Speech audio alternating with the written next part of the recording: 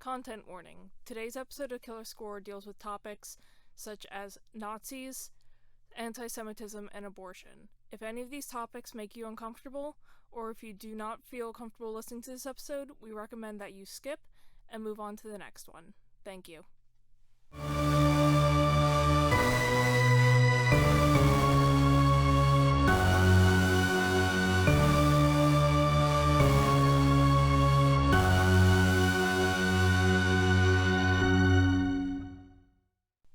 Hello! Welcome to the newest episode of Killer Score.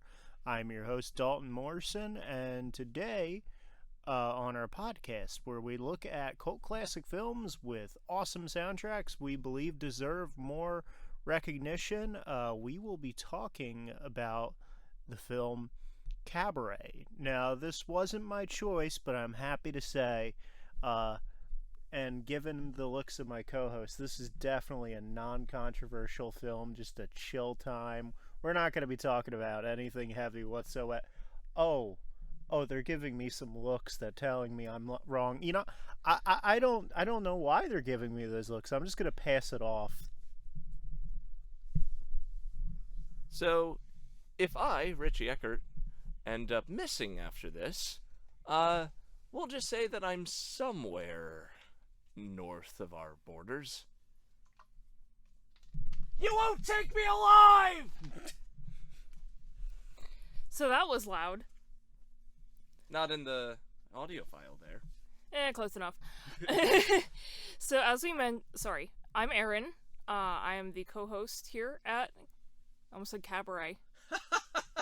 Come to the Cabaret, old chum. Yes, we're doing that movie. Here at Killer Score.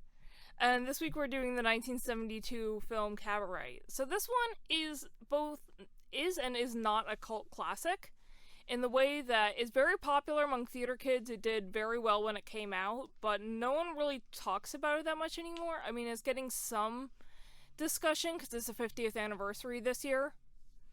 But besides that, it's kind of niche at this point, because I remember talking to people about this movie, and a lot of them had never heard of it or didn't even know what a cabaret was. For context, a cabaret is kind of like a nightclub with song and dance and that kind of thing. Think like a burlesque, only with music. Yes. And this, of course, as Erin alluded to, is very much a theater kid's favorite.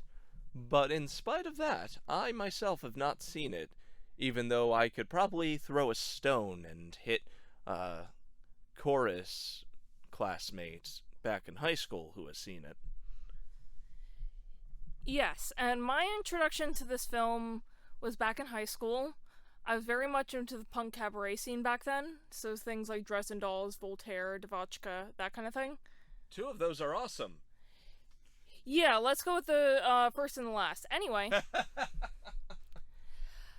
And I was introduced to this movie through that music scene. And I just fell in love with it. One of the things I love about it is just like the style and the direction. For those of you who are unaware, this film was directed by Bob Fosse. If you don't know who that is, just go to Wikipedia. He has done a million things. He's a huge theater director. Well, he was. He passed away, like 20 years ago? 20, 30 years ago, I want to say. I would not know. I can't remember what exact year, but all that jazz is based off his life. But anyway, so this movie stars Liza Minnelli and Michael York as the two main characters, Sally and Brian. And I almost said Brad. Wrong movie. Oh, Brad. Oh, Brad. Anyway. But the movie itself, it takes place in Germany in 1931. So you can kind of tell where this is going to be going. At this point, it was still the Weimar Republic. I'm probably pronouncing that wrong. Daulton, did I pronounce that right? You're good. I'm good? Okay. We have one person here who speaks German. It's not Weimar? Potato. It's one of those deals. Yeah. You know how regional dialects are and everything, That's you know? true. Wait till we cover a Spanish movie. I'll be on fire that day. Weimar, you know, it's Weimar. Weimar. It's all dialectical. Yeah. Okay. Weimar Republic, which is basically Germany between World War I and World War II. I'm not going to go into a deep dive history lesson here, but as we mentioned in the content warning, because of the time period this takes place and since it's in Berlin, yeah, Nazis were starting to become a thing. As we all know, Germany, after this, did nothing from 1938 to 1945. It was actually kind of, there's a lot of blank parts of the history book. It's weird. Yeah. Yeah, it's going to be one of those episodes, everybody. But we're standing our ground on this. We are. Because, yeah, we have to. I've been wanting to do this movie since we basically started Killer Score. Like, my top 3 movies I wanted to do when we started Killer Score were Cabaret, Once, and Eternal Sunshine. And then somebody lit another match. That was me. You're welcome. Man, we're gonna... Yeah, I mean, nothing oh, wait, no, that's right. A bunch of goose-stepping gobshites took over. Yes. Yes, they did. Are you talking about the 40s or right now? Who knows? We will leave that one up in the air. I'm here today on Killer Score. I'm your dad. I'm giving you, we're having a toss. You got the baseball bat out. And I'm just like, I'm not like chucking it at you. I'm doing a nice little lob up in the air. You hit it however you want to hit it, champ. Oh, we are doomed and I don't care. I'm going to hell and I just don't care. We will all go together when we go. We're lighting cigars on the Hindenburg. Yes. I apologize for spitting on the mic. We have a pop filter. We do have a pop filter. Yes. Why'd you put your hand there? I was gonna wipe it and then I realized it would be picked up. It would be really... Yeah, don't do that. Don't do that. No. We're not making an ASMR podcast. We're not. We aren't making an ASMR podcast. That would be really weird. Yes, Queen.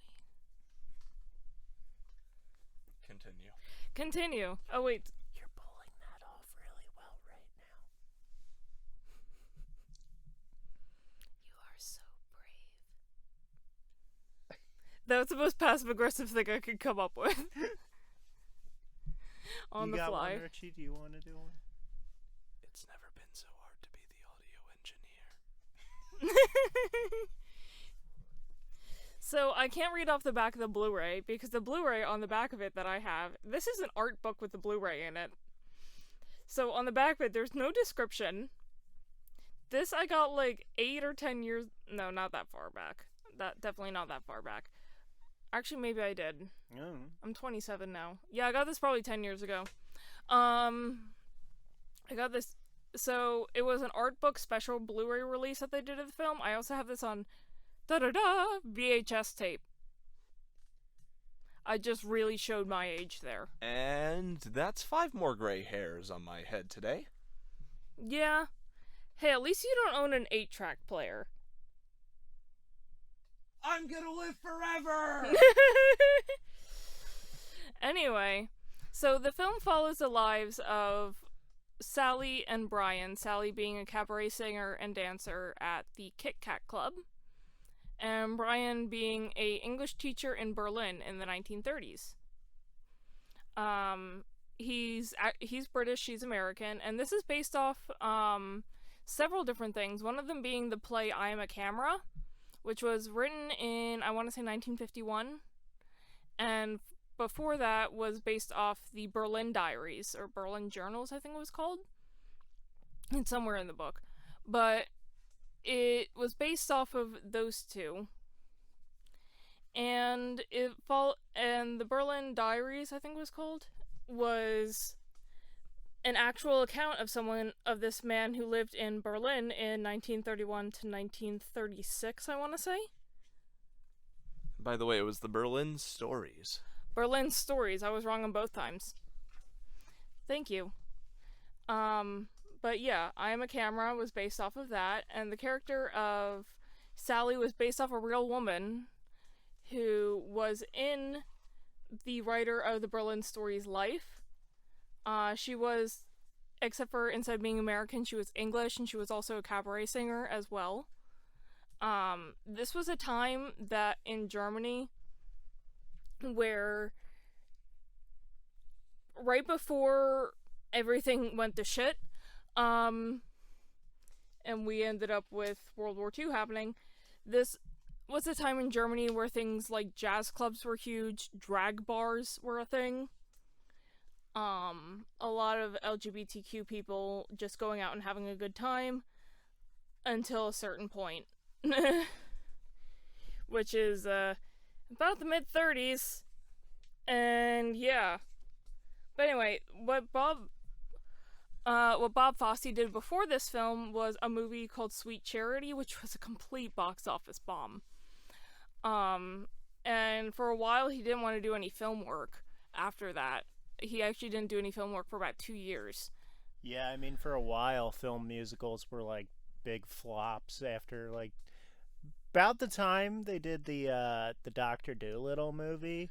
Oh yeah. Yeah, the original, not the Eddie Murphy one. That one was actually successful. The Rex Harrison one. Yes. And that one, due to a whole bunch of production issues that would take its own podcast to cover, it basically sent a message that the big musical films a la Mary Poppins and The Sound of Music were kind of a... dying art.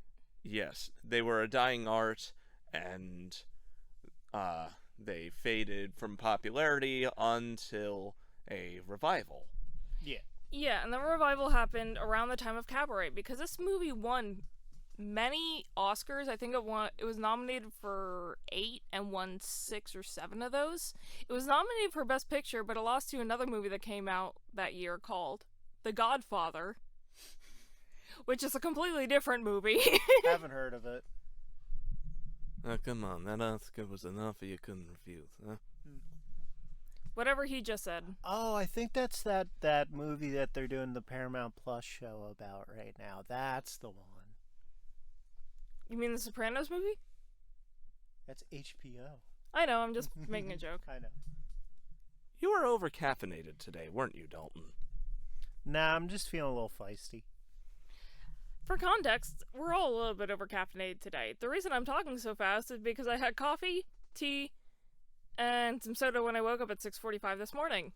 And also because this one promises to be the heaviest episode of the bunch. Yeah, come back next week if you want some, well, not next week, but next episode if you want something a bit lighter. Yeah. Whatever the next episode is. Could be next week, could be in a couple of weeks. I'll be hitting the beach in late July, so I'm gonna see if I can't help these guys pump out more content in the next consecutive weeks. Yeah, we'll see if we're gonna do the special guest episode next or my episode, but overall, this is gonna be an interesting one. Though, I'm so ashamed that they sequel baited the World War with a World War II. I mean, sequels are never as good as the original. Let's face it. Who are you? The only last thing I want to say about this movie, besides how much I love it, like, it's directed beautifully. I mean, you'll just have to see it to see. But the acting is fantastic. Joel Grey, who you may know from a lot of other movies, plays the MC. You may also know his daughter Jennifer Grey from Dirty Dancing. Yes, that is his daughter. And also Ferris Bueller's Day Off. Whoa, the movies. baby they put in the corner? Yes. That was a good one. I'm trying to keep it together for this one, you asshole. Hey, this episode could use some levity. It could definitely use some levity. You know what? Any episode we have to put a content warning on could definitely use some levity. I still hate that. Like I said, how dare they follow up World War I with World War II? It's just not going to be as good. How are you going to top as touching of a moment as the Christmas Day armistice. You know, that was like a perfect cinematic moment. Really showed how much World War One was coming together and how they had figured out the formula. And then they just got to roll out a World War Two like 20 years later. And the Christmas Day armistice never happened again. See, I was gonna try and build off of that, but I'm just kind of in awe of it's like a light switch. You pulled it out on instinct. You know, I'm just glad that they didn't bring back mustard gas. It was overused in the first one. All right. Let's just get to the movie. So this is Cabaret. Good night.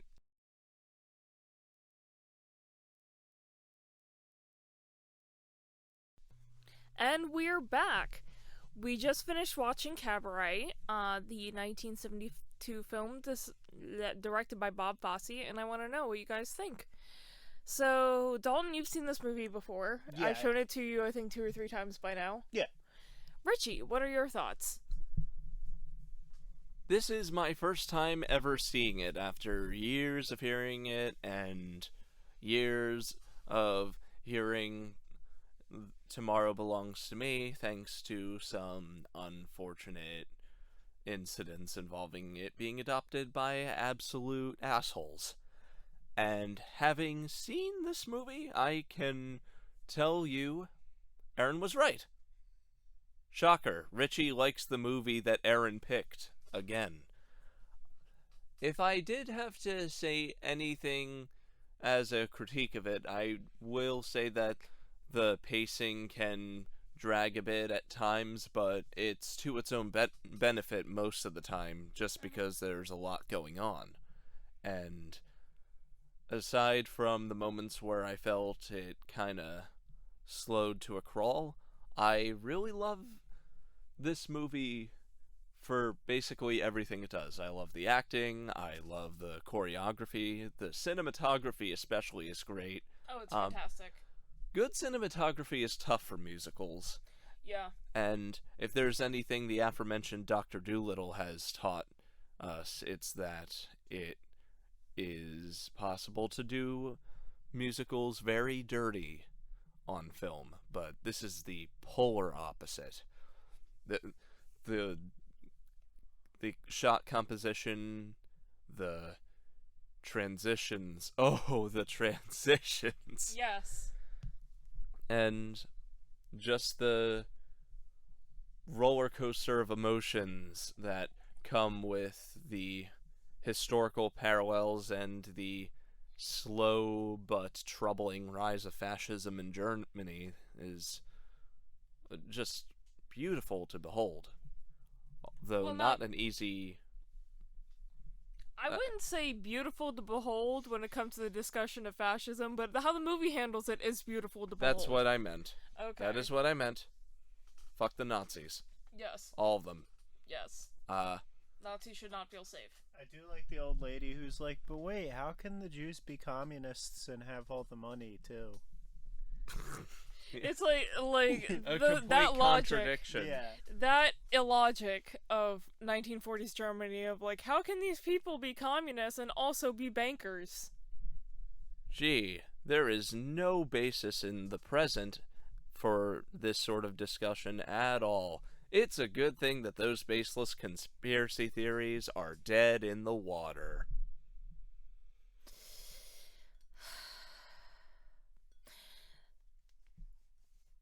So basically, if you've seen photos of me, you would assume I am Jewish. I am not. But I've heard every single type of anti-Semitism that you can imagine, from the 5th grade to my freshman year in high school.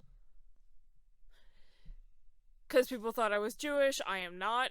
I guess if you just mix Italian, Irish, and Slovak, you somehow get Jewish looking people. I don't get it. I don't understand. I don't think Jewish looking should be a thing. Like, I understand that Ashkenazi Judaism is a culture, but you shouldn't assume a religion based on how someone looks. Yes. Yeah. And also, just don't be an asshole to other religions. Yeah. But I'd say that goes without saying, but we live in a troubling world. Yeah. Honestly. I So mean, let's we hand it live off to in. Dalton. I mean, we live in a world where people are constantly getting trying to get the Diary of Anne Frank cut from school curriculums after already making a butchered version of the book that's more sanitized. Yeah. Yeah, I mean, the thing with that is I completely understand. Oh, sorry, I had an itch. Like, I understand cutting a few things from the book just because, you don't want fourth graders to be reading about parts where she's masturbating. Fair enough. But don't cut the book entirely, because that's gonna lead to so many more problems, and yeah. Well, I mean, in all fairness, most curriculums I see teach it around middle school, and I think it's kind of ridiculous to cut out all the stuff about, like menstruation and stuff like that. I mean, depending on the grade level, I think it should be taught in every school, in every like middle school. But I've seen some people who try to argue this should be taught in elementary school. I'm like, no, I'm not saying that. I'm just saying like most schools I know teach it around like middle school. Yeah, most schools do. The majority of schools do. I've just seen I met people who are like, oh yeah, we read that in like the 4th grade, and everyone was really confused. I told you this was gonna be a fun one. Yeah. But this movie is Back to really, the movie. Yeah, this movie is really good. I myself am very much in love with the cinematography and the lighting. I'm especially impressed by its precision, even though being set in a cabaret, it does get a little chaotic, but it's a very controlled sort of chaos. Mm-hmm. Yeah. All the dancers, in spite of not being formally trained dancers, pull everything off perfectly. Mm-hmm. And I'm especially impressed by Joel Grey, was it? Joel Grey is the MC, yes, Joel Grey. Joel Grey just stealing the show every time he's on. Oh, yeah. Like, he sort of plays the part of the bard in between everything. Yeah, I can see that, where he's kind of like a bard character of like, this is how the story goes. Yeah. And the thing with the character of the MC is he is meant to be a character who through the acts on the cabaret stage show foreshadowing of what is going to happen throughout the movie. Like, you see certain songs, like, actually, I shouldn't go into spoiler territory yet. Not yet. It's a mix of like stuff that is going to happen or stuff that just happened in parallels, like the current plot beats in the story.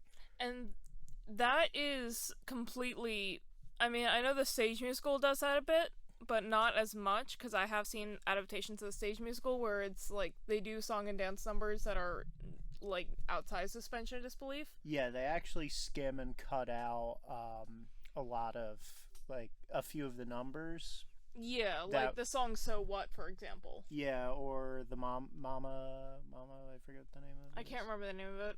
But that's actually the instrumental of that is the song that plays on the record player. Actually. Yeah.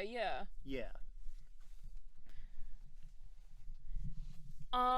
What else can we talk about? We talked about the Bob Fosse's directing, which is just absolutely brilliant. If you don't know Bob Fosse, check out Cabaret.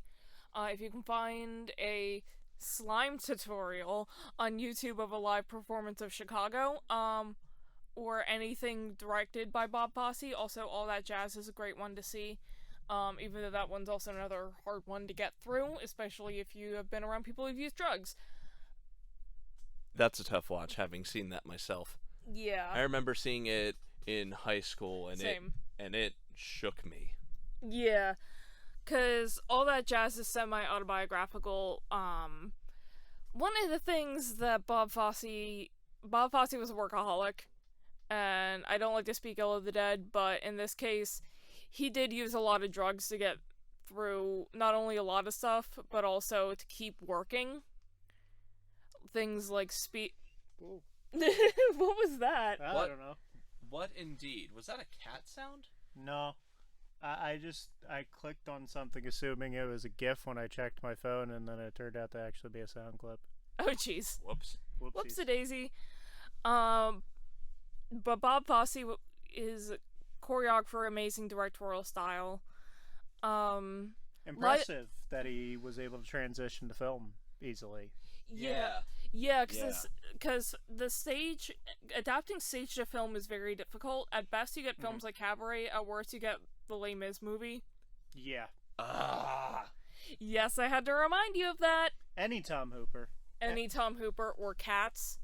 Which was also Tom Hooper. Goodbye. You are plugged in right now. No, I'm not staying for this. I will not tolerate this. Which was also Tom Hooper. This by is the the way. jar. It was Tom Hooper. Yeah. This is the jar of heart situation again. Except you're plugged in with headphones right now. I was plugged in last time too. Except Les Mis is just bad in an unfun way, whereas like Cats is just like a delightful train wreck you can't look away from. Yeah, Daulton and I saw Cats in theaters.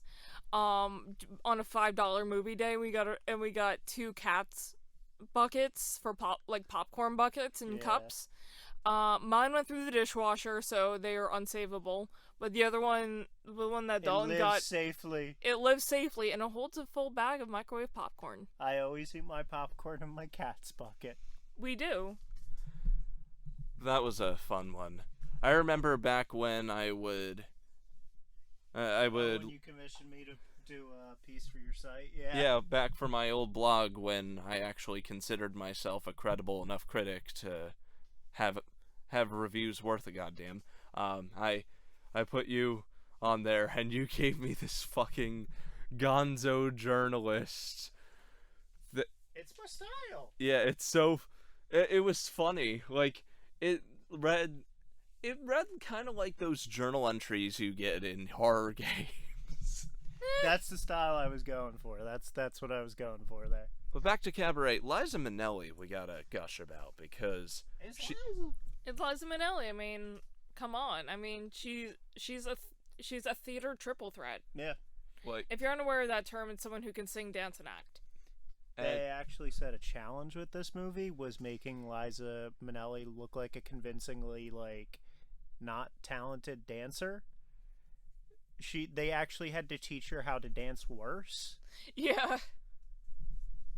She also I'd say she more or less compensates for her overqualification through emotion and through acting. You get the sense she carries the film. Let's be honest. Yeah, she carries the film. Yes, she does. No disrespect to any other actor in this movie or actress. They all do fantastic performances. But, whenever Liza Minnelli's in a scene, she steals the scene. She carries it. Yes, she does. And something I like about her performance is that she very much reminds me of the great facial expression actresses of Europe, like Audrey Tautou or Giulietta Messina. Yeah. She has a very Chaplin-esque face. Well, that also works because she said throughout the movie she says she's trying to be a real actress, and this is in the early 1930s when film was still somewhat in the silent era. Talkies had become a thing at that point, but they weren't as widespread as some other films. So you had to be very rubberized. Yeah, you had to use a lot of expression to get things across in film. Look at things like the Buster Keaton or Charlie Chaplin movies, or anything that's silent era into the mid-1930s. People today may consider that overacting, but it's just how people acted back then for film. Because when you take silent screen actors and give them lines, they're still in the habit of doing big flamboyant movements or doing a bunch of faces, just because that's how they were trained. And channeling that kind of spirit is very much to the benefit of these musical numbers, especially. Oh, absolutely. And during the progression of her character's story, which we will discuss under the spoiler marker later. Mm-hmm. Michael York too was great too. Oh yeah, Michael York is a great Brian. Love me my Alfred in this movie. Oh yeah, that was Alfred. Yeah. Oh my god. Yeah. I forgot about that. What? She didn't realize that was Alfred. Yeah. Yeah, I forgot about that because Yeah. I've seen this movie so many times that my brain just associates Michael York with Cabaret at this point. And the other thing I associate Liza Minnelli in is that episode of Arrested Development. Well, she's in multiple episodes. She's basically like a main cast member almost. Well, from the episode that you showed me. Oh, yeah. Like a supporting character, right? Yeah. She's another rich woman by the name of Lucille, who Lucille Bluth has a rivalry with, and so the two do not get confused. The narrative and characters always refer to her as Lucille too. Apologies. I was taking a quick swig of water because, It's hot down here. Even though she's older too, like her being hot as hell is a plot point in Arrested Development, and she's constantly getting in relationships with people on that despite being older. Yeah, because she's like in her 70s at this point now, Yeah. right? she's like Marissa Tomei. Hotness Yeah, never she's leaves her. She's she's in her 70s now because she was born in 46, and I just did that math, so she's like in her late 70s. Yeah. I think she's 77? Something like 78? that. Anyway, she was 25 when they started filming Cabaret. We here at Killer Score are not good at math. I know enough math to do basic geometry and run a cash register. I can do one of those things. If you put it in terms with me that involve like swords or lasers and stuff like that and put numbers in, I'm like, yeah, I can do this. And it's like 3 apples exist, and I'm just like, all right, I'm gonna head out. I still remember when I put the quadratic function in the chat and you screamed, "What the fuck is that? Get it out of here." I remember PEMDAS, which a shocking amount of people do not remember, I remember that. which is one of the easier things for math to remember. So whenever I see people like do one of those equations that goes online where it's like, hey, what's the answer to this problem? And someone's like 36, and I'm just like, where did you get that? It's -12.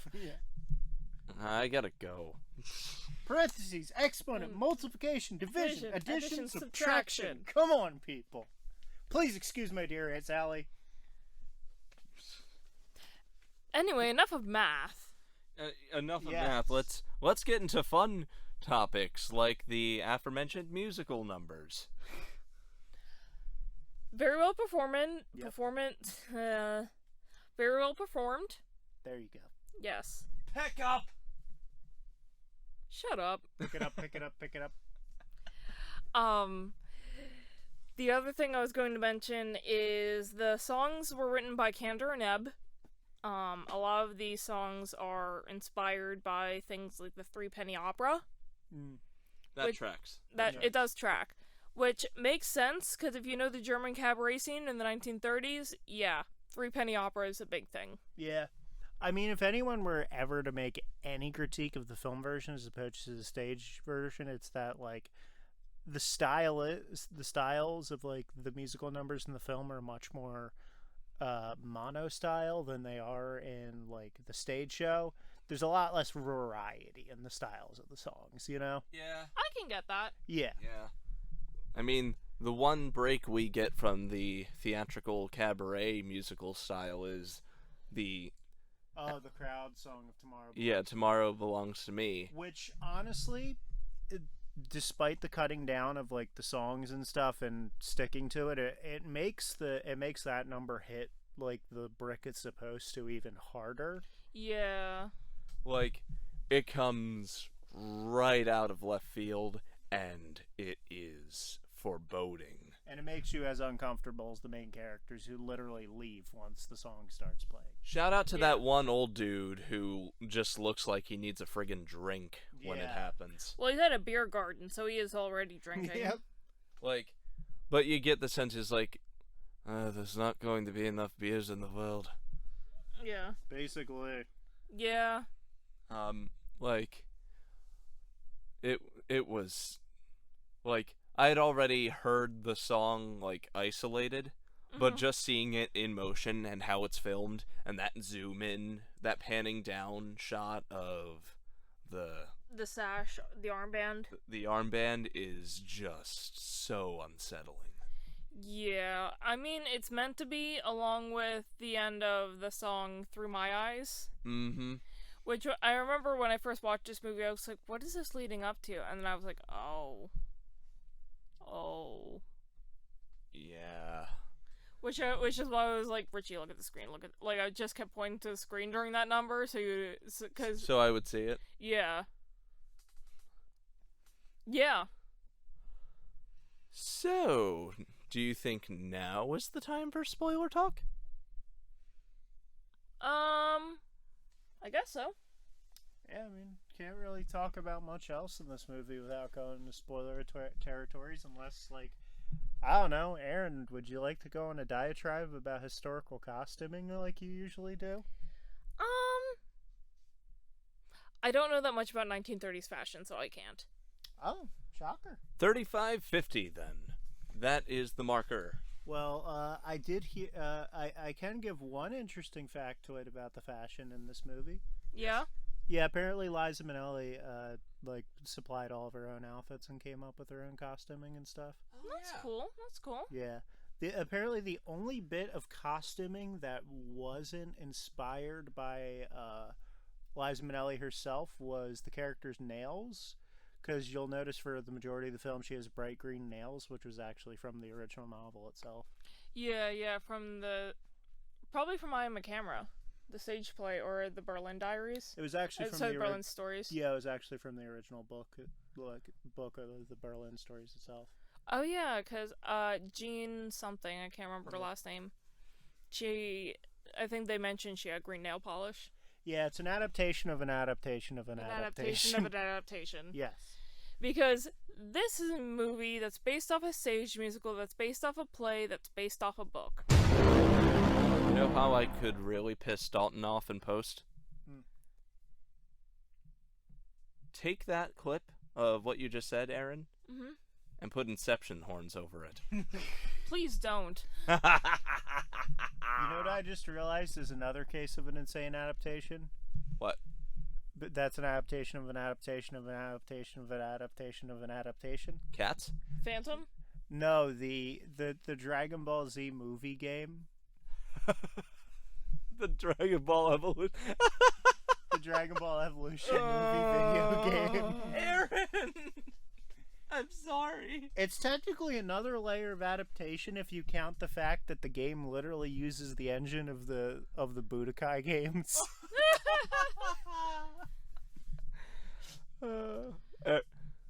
Erin is the unsung hero here, honestly. That's one of those movies where, like, the only reason you watch it is to go, oh hey, Chow Yun Fat. Yeah, that's it. He was the best part of that. Oh yeah, it's Chow Yun Fat. He's gonna steal the seat at everything. He's like the only good, not the only good part, but he's one of the good parts in Pirates 3. James Marsters, too, in that movie. Yeah. He literally was like, hey, my sons really like Dragon Ball, and, like, I started reading some of the manga, and what are you doing with Piccolo, my dude? Make me uglier. Why isn't he green? I want to be green. Paint me green. What are you doing? He's like... Let me sit in a makeup chair for 4.5 hours. Basically, yeah. He was awesome. Yeah. And I'll say it, the best actor from Buffy. That's a really hot take.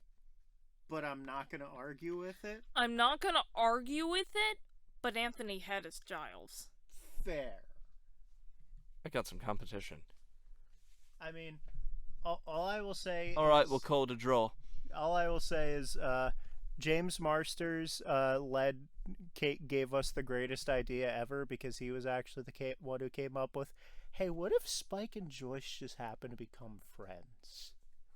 That was actually his idea, and bravo to him for that, because that is the most unlikely friendship in that entire show, but also the best. Yeah. I love just seeing Spike, like, talk relationship drama with Buffy's mom while they like eat cookies and talk about passions. Oh my god. Well, another thing I was gonna mention, James Marsters in Yeah. season 2 of Torchwood, which I feel like Torchwood doesn't get a lot of discussion anymore because John Barrowman is just kind of a creep. Yeah. It's like how you go over the RTD era and you're like, oh yeah, those episodes when Yeah, the worst part about John Barrowman is I had the biggest crush on him in middle school, and then I was like, he's 42 and gay. Yeah. I could see the color drain out of the two of you, just yeah. just deathly pale on your end. It's like when you're watching a movie that Kevin Spacey happens to be in nowadays. Oh. And you're just like, oh, he's good in this, but I don't want to say that. It's like, I don't want to talk about Seven. So, it's like, oh, man, why are you the second best on-screen Lex Luthor? Why? Spoiler time! Spoiler time. So Now at 40:45. I mean, hot take real quick. God damn it. Best live-action Lex Luthor, Michael Rosenbaum. Yes. Yeah. Can we agree on that? Yes. Yeah. Yes, we can. From Smallville. oh, I never watched Smallville. It's okay. It's alright. okay. Yeah, it's pretty good. It's okay. I remember I was at a party in high school and some guy's like, you have to watch Smallville, and I'm like, okay. First few seasons are solid. The problem with Smallville is it was network TV, so they clearly were trying to drag it out and milk it out for as long as humanly possible. And they lost focus. Yeah. Okay, spoilers. Alright, No now spoilers. 41:30. 41:30. We're not going to go on another diatribe, except maybe in the spoiler section, but we are officially in spoilers. Right. Okay, so the songs in Cabaret foreshadow or parallel a lot of the events, as we've mentioned.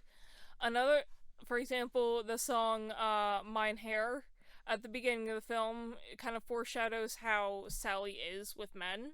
Mm-hmm. As in, she's not the commitment type. Yeah. She obviously is not. Another song, Money Makes the World Go Round, parallels how she has started a relationship with a rich man. with Maximilian. Yeah. Two Ladies foreshadows the revolving love triangle between Brian, Max, and Sally. Yeah. Also showing that they may or may not have had a three-way. It's implied but never shown. Yeah. Because it's not shown, but it's mentioned that both Sally and Brian have slept with Max. But it seems like but whether or not it's a three-way is up for discussion. Mm-hmm. Let's not go too deep into that. Yeah. Because I do not want to imagine Max naked. Besides, we have way bigger fish to fry. You see, we do. That's actually foreshadowed by another subtle thing in the film, which is early on in the film. There's the scene at the train station where Brian and Sally are yelling at the train, and they're yelling at a train. And as we know, when you have a large sexual encounter with someone, it is when you run a train on a person. Oh my god, I just got that. Oh. Yeah! I got you both! I got you both! You thought I was actually doing something inspired there! I figured you weren't because I knew you were going to say something about trains. You thought I was doing something inspired. This was all a lead up to a dirty sex joke. Woo! You can continue your analysis. Thanks for the peek, you jerk. Hey, at least it's not like all the way up there. This thing already promises to be the toughest editing job I've ever had for this show, and then you throw that sound wrench into it. And then the spirit of the ancient mummy known as Ric Flair possessed me. There, you can throw in a Ric Flair gift. I'll throw it in for that. I didn't want that any more wrinkles, though, Daulton. Why do you do this to me? Why? 'Cause I live in the moment, old man. This is already going to paint a bullseye on all three of us. And you give me more. We haven't even. I dance between bullets. It's my life. We haven't even talked about the end of the movie yet. Right. What are you talking about? It just ends with a fun little ditty. Kind of. I'm not wrong is the worst part. You're not wrong. So after the encounter with Max, the affair, let's call it that. Yeah. Let's call it that. With Max, Sally, and Brian, after Max decides to run away to Argentina, which is said in the movie, it was like, oh, we got a letter from Max. Open the letter. I left for Argentina, sorry I couldn't bring you with me. Which Something is like very that. funny, given, where a lot of Nazis ran to once World War II ended. They just ran away to South America, because South America was just like, we're not getting involved in this, and now we have a shitload of ex-Nazis here. And they're just like, what's up with all these blonde people that just showed up all of a sudden? That new dentist in town is really fucking weird. Oh my god, it's like this whole thing set up Marathon Man.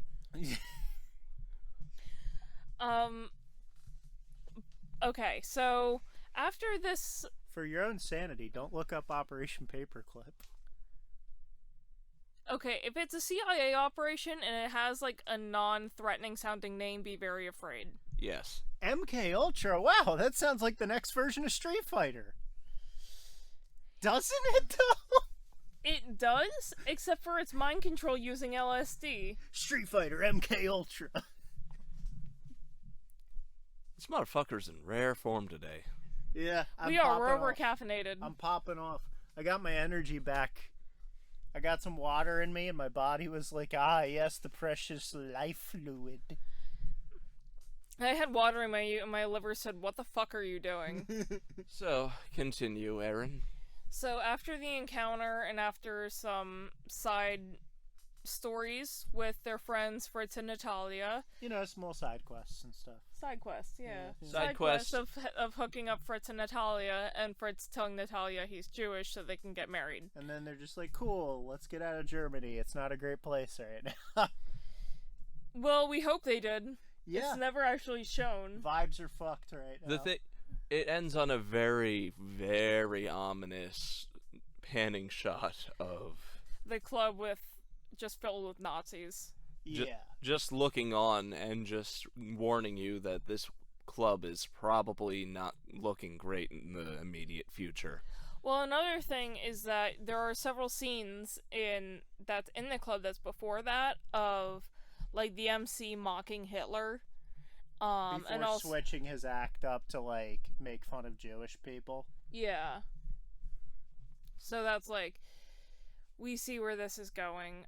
And the other thing that I was going to mention, which is probably going to get us murdered, Sally gets pregnant. Yes. Yes, and for a good portion of the last third of the movie, it seems like she's going to keep the baby until the third to last scene. Where you see her, because she mentions beforehand that she's like, I want to get rid of it, but it's very expensive. I'd have to sell the fur coat Max gave me. And then you see her walking upstairs in the fur coat and then coming back home without it. Yep. So yeah, Sally had an abortion. Brian was pissed because he's all like, well, we agreed that we were going to raise this baby. And then they kind of break up after that. Yeah, and the movie doesn't exactly shame Sally for it.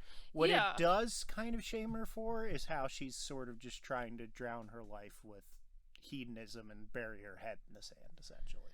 And also kind of, it kind of shames her in the way, not only that, but also it kind of makes you feel bad for Brian. Yeah. As well, because of how Sally acts and reacts to things. Yeah. Because she's very much like, I don't want to use the term fuck you, I do what I want, but very much like, She doesn't discuss She things. doesn't discuss things. She doesn't talk about things with her partner. She doesn't really take other people into consideration. She's shallow.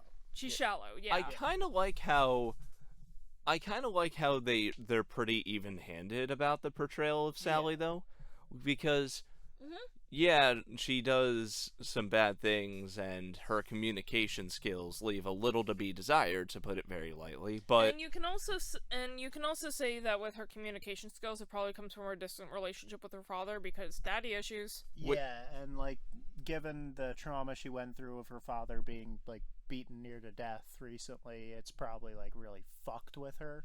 Yeah. yeah, Like emotionally and psychologically, and now she's just trying to like ignore all the bad stuff around her. It's like, oh god, everything's falling apart, everyone's like leaving me and disappearing. the movie Hence is the never song, Maybe This Time. the movie is never sanctimonious about putting her flaws at the forefront, though. Like they present Sally's flaws as Character traits. and understandable ones, given the fucking nightmare that she is in. About to experience, you know? Yeah. Because at the end of the movie, Brian leaves and goes back to London. Well, goes back to Cambridge. Sally stays in Germany. Yeah. But yeah, she did what was best for her, and I also appreciate how Brian, they do break things off, but they don't leave on the worst of terms. No, they don't. They kind of leave as friends, but you know that they're going to grow distant just because of everything they've been through, and of course, literal physical distance. Yeah. And, Nazis. And Nazis, yeah. I mean, her livelihood was probably threatened because I believe those kind of clubs were banned once the Nazis fully reached power. They did, yeah. Yeah. Because when the Nazis came to power, things like cabarets and jazz clubs and drag bars were shut down, which cut off the livelihood of thousands of people. I don't know any exact numbers, but think of it this way: how many people work in clubs? Yeah. In a country over the course of 10 years. Yeah. All those people lost their jobs. Many of them were killed. Yeah. In the Holocaust. And that particular plot point kind of inspired this pick. Yeah, because you didn't even have to be Jewish. You just had to rub the Nazis the wrong way, and they would just throw the generic tag of degenerate on you. Yeah. And this discussion was one that we were going to have before the country decided to burn down any semblance of caring about people. Has it ever? Fair enough. Fair enough. I mean, I'm going to get crucified for this, but this is a country that's founded on genocide. Oh, yeah. Like, how can, like, you can't really go up from there to a certain degree. Like, you can go up, but only to a certain degree. We are a country founded by weirdos, losers, and failures. Literally, the reason, I forget what state it is, their motto is, like, the sons of the second son or something like that. You know what I'm talking about? Yeah, I know what you're talking about. Yeah, that's literally a reference to how a lot of the early settlers were the second sons of, like, big families, so they didn't get jack shit, so they went off to America. Yeah, because it was actually tradition during that time that the first son would get a lot of stuff. The second son would be either, like, military or navy or something like that. And the third son would be, like, clergy. Yeah. So, and it was either that, or they were, like, pervert, weirdo, like, repressed assholes, Puritans. a.k.a. the Puritans. We're not actually perverts in our own weird way, you guys. We totally don't get off on oppressing people. Sounds like the perfect people to try and use as gotcha quotes for backing up our arguments, right? Yeah, right. Sounds like perfectly reasonable to say, oh, look at the founding fathers. Look at these fucking madmen. And the other thing I was going to mention is that people try to say that it's like, oh, this is based off religious freedom. And I'm like, where is that religious freedom now?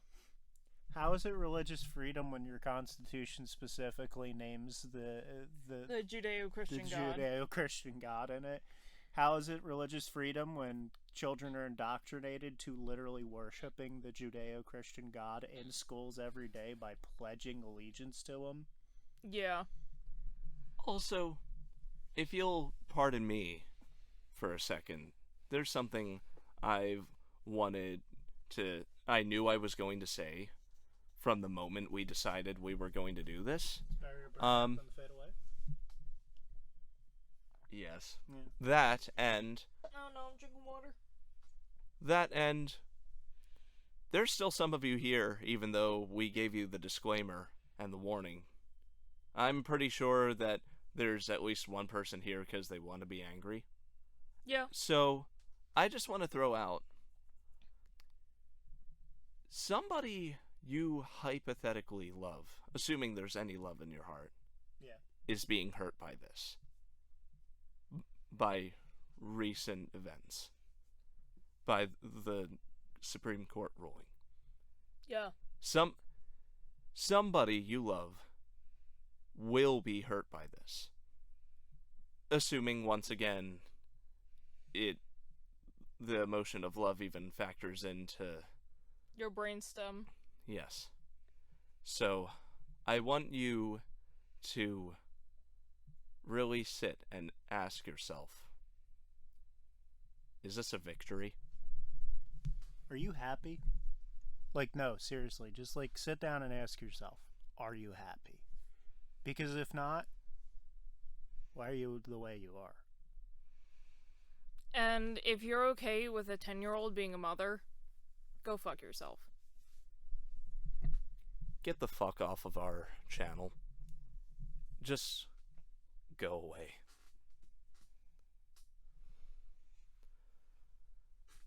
And for the record, Erin, I know I've done it up and down before we filmed this, but thank you. Because sometimes we need stuff like this. Yeah. It might not help us, or it might not go anywhere, but we had to. We had to. And like you were going into this just knowing what can of worms you were opening or who you were inviting to this. But yeah. But I was always prepared to stand by you and by Daulton. Yeah, and I mentioned this to Richie and Daulton before all this happened.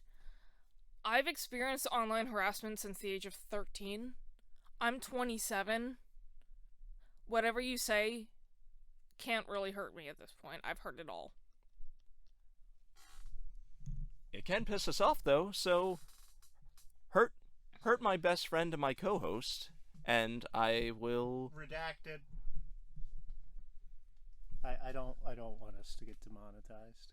Fair enough. But however, I will say this: some nasty things will be done to you, and you will be physically and emotionally hurt and scarred in Minecraft. In Minecraft. But yeah, I'm sorry, but I don't have very generous thoughts in that direction. No, understandable. Yeah. But let's just not give those gremlins fuel for the fire. Yeah. Yeah. But don't feed the trolls. Obviously. Sorry, I said gremlins, and then I got the gremlins jig stuck in my head. Oh my god. And I'm just picturing the little bar, you know. Hey, I love you guys, honestly. Oh, it's Love you too. yeah. You guys make stuff like this easy. You see, those guys think they're Scar. They think they're Stripe. But in reality, they're that weird, fucked up Gizmo clone from the second movie. They're the Wish version of Gizmo from the second version. Okay, I love you guys, but I do not love sawing down the sound edges. Come on, man. That was Erin that time. I said both of you. You're welcome. So when I do something, I get all the blame, but when Erin does something, of it's you. both of us. I see how it is. No, I no. see how it is. She? Well, I was the one laughing to the microphone, so I will take that. Yeah. Richie, you're a misandrist.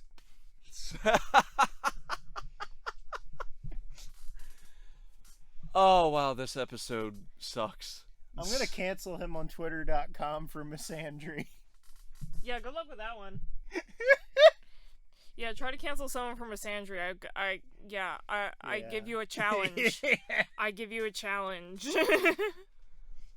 Oh, God, this episode. This episode's a fucking nightmare. Coming to you live from Kevin Spacey's basement.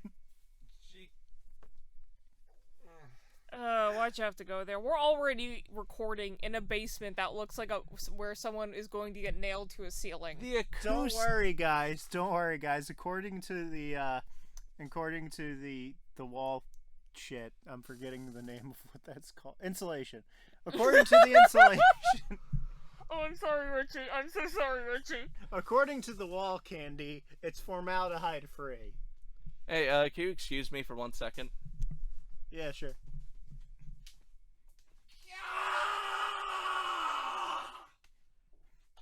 You're welcome. That line Richie made kind of looks like a Cheeto. I'm good now. Doesn't it look It like does. a Cheeto? It does look like a Cheeto. Richie, you made a Cheeto. You made a Cheeto, buddy. Mm-hmm. I could go for some Cheetos now. Are you high right now? No, I have ADHD very badly. Your internal organs will be Cheeto dust when I'm through with you. Organ Cheeto dust. We have fun even in the somber episodes. That we do. That we do. But I do love you guys. Gremlin brain. Gremlin brain. Gremlin brain. This movie was great. And I think I'm up next on the docket then, right? Yeah. real quick though, any of you currently struggling under demonetizable circumstances, we've got your back. We love you, and we think you're fucking awesome. Yeah. Yeah. Unless you got demonetized for like doing hateful shit, obviously. Obviously. Yeah. That's different. That's or if different. you're like a prank channel, like those people just suck. They do suck. 'Cause I remember there was a prank channel where this guy made his girlfriend think he killed her cat. Hilarious! That is the high mark of comedy? What the fuck? What the fuck is wrong with people? It's a good thing I'm giving this a week or so before it's uploaded proper. Speaking of which, We have a Patreon. Yeah, and also, why can't you make those weird-ass just like 3 a.m. videos where it's like calling up Frog Jesus at 3 a.m. or some shit? Yeah. No, what you do is you buy a VHS tape from 1990s, 1980s, and you call the 900 number on the back of the VHS tape and see what happens. It's either going to be this number is not in service or a sex hotline. Yeah.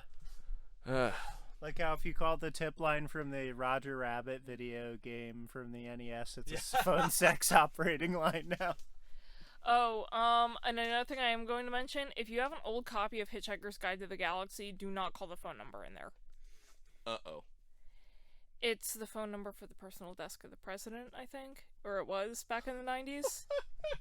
Jesus Christ. Yeah, I don't know how Douglas Adams got that, but, don't prank call the White House. Yeah, basically gives you the White House. Douglas Adams was a mad genius. Yeah. He was a mad genius and also a kind of a troll. Yeah, I don't think those. A little bit. I don't think those are mutually exclusive. I mean, literally, if you didn't grab your junk mail, the game was unwinnable. Yeah. So, out of spoilers and out of the political diatribes. the icky talks. Yeah. But, you know. Got a Patreon. We're gonna do some Patreon exclusive videos for you coming up.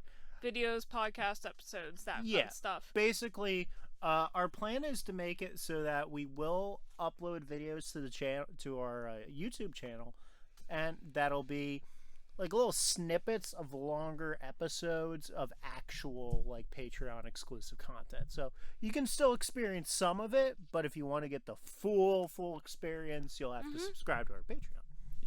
You gotta be the inner circle there. What's that thing called? Oh shit, I can't think of the name.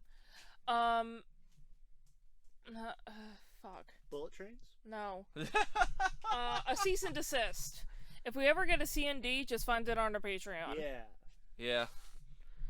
For like content shit or copyright or whatever. Just go to our Patreon. Patreon's much more Reliable and relaxed than YouTube is. So, as Daulton has mentioned, he does in fact have the next pick, but there are a couple of ways this could go, and I want to see what he actually is going to bring us to next time. So, next time, we will be here with one of two things, depending on how schedules allow. So I will announce one of them, both of them, right now. So for our next episode, we will either have my pick. It is summertime. The weather is hot. Insert other lyrics from Mungo Jerry's in the summertime. When the weather is hot. Go for a drive. Don't do that part.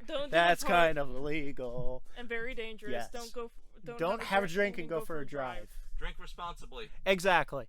But and don't drive after drinking. Yes, do not. One of the most prolific genres of horror is the slasher film. And one of the most prolific subgenres of the slasher film is slashers set during the summertime. Yeah. They're very common. It's like summer and fall. Those are like the two most common slasher seasons. Yeah. So what happens when a movie like Friday the 13th comes out and it's a smash hit? You get copycats. You get B movies. You get lots of copycats and lots of B movies. But one of these B movies got two very big credits. Tom Savini, the guy who did the effects work for Friday the 13th and Dawn of the Dead and Day of the Dead, and Rick Wakeman, yes, from Yes, on keyboards, the keyboard player, to do the score. So, next episode, you can join us for The Burning, based off of an urban legend, actually, or you can join us for our special guest episode which will be a pick by my best buddy, Russell.